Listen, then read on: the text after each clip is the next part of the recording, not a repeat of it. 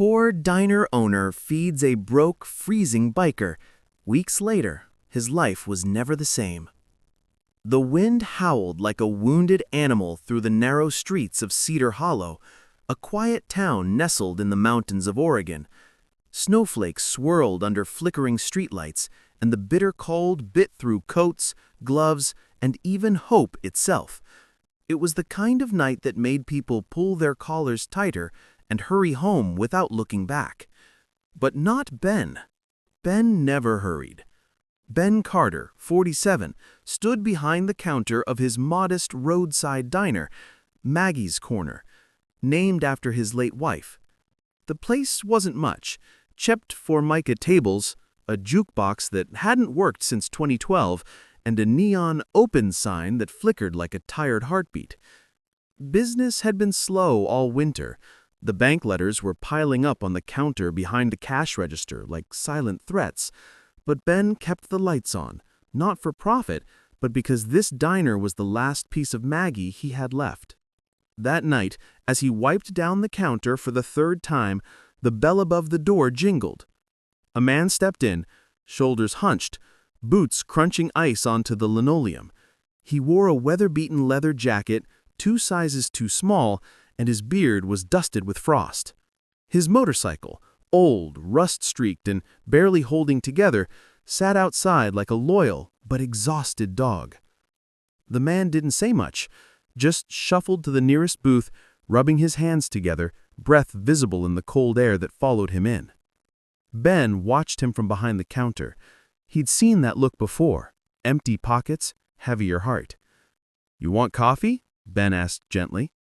The man looked up, eyes tired but sharp. I don't have any money." Ben didn't hesitate. "Coffee's on the house. It's freezing out there." The man nodded, gratitude flickering in his eyes like a candle in a storm. Ben poured a steaming cup and walked it over, along with a plate of leftover meatloaf and mashed potatoes, Maggie's recipe. "Eat up," he said. "You look like you've been riding through hell." The biker, his name was Jax, stared at the plate like it was a miracle. "You don't even know me," he said quietly. "Doesn't matter," Ben replied. "Everyone deserves a warm meal on a night like this." They didn't talk much after that. Jax ate slowly, savoring every bite as if it were his last. When he finished, he stood, nodded once, and said, "Thank you, sir. I won't forget this." Ben just smiled. "Stay safe out there." And with that, Jax vanished back into the snow. Ben never expected to see him again. 2 weeks later, Ben arrived at the diner to find a crowd gathered outside. At first, he thought something was wrong, maybe a fire or a gas leak. But when he got closer, he saw cameras, microphones, news vans. "What's going on?" he asked a woman holding a notepad. She turned, eyes wide. "You're Ben Carter, right? Owner of Maggie's Corner?" "Yes." "You're trending on every major social media platform. Your story's gone viral." "My story?" Then he saw him, Jax, standing in the middle of the crowd, clean-shaven, wearing a crisp black jacket, holding a microphone. Behind him, a banner read, "Kindness changes everything." Turns out, Jax wasn't just a broke biker. He was Jax Holloway, the founder of Ride for Hope, a nationwide nonprofit that delivered meals, supplies, and support to rural communities. He'd been on a solo cross-country trip to reconnect with his roots after losing his younger sister to addiction. That freezing night in Cedar Hollow, he'd hit rock bottom. No gas, no cash, no will to go on. But Ben's kindness reignited something in him.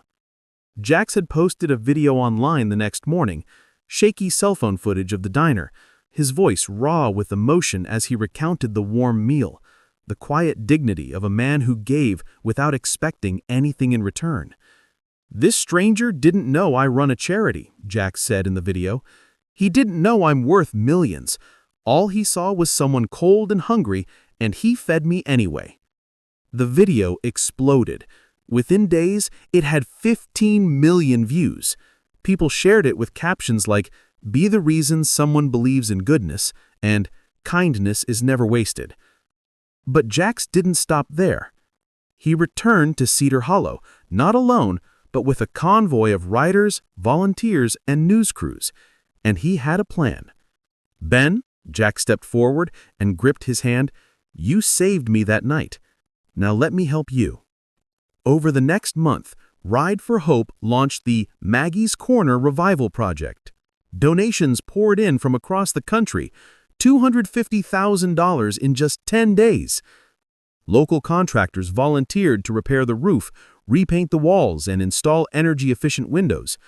A famous chef flew in to help Ben revamp the menu using locally sourced ingredients. The old jukebox? Restored and loaded with classics, just how Maggie would have wanted. But the real miracle wasn't just the diner's transformation. It was the people. Hundreds began visiting, not just for the food, but for the story. Families came from states away, bringing their kids to teach them about compassion. Struggling restaurant owners sent letters saying Ben's story gave them hope. A woman whose son had been saved from homelessness by a stranger's meal left a note that simply read, "You reminded us that angels walk among us." Ben cried more in that month than he had in years, not from sadness, but from awe. One evening, as the sun dipped behind the mountains, painting the sky in hues of amber and rose, Ben stood outside his diner, now gleaming with fresh paint and twinkling string lights.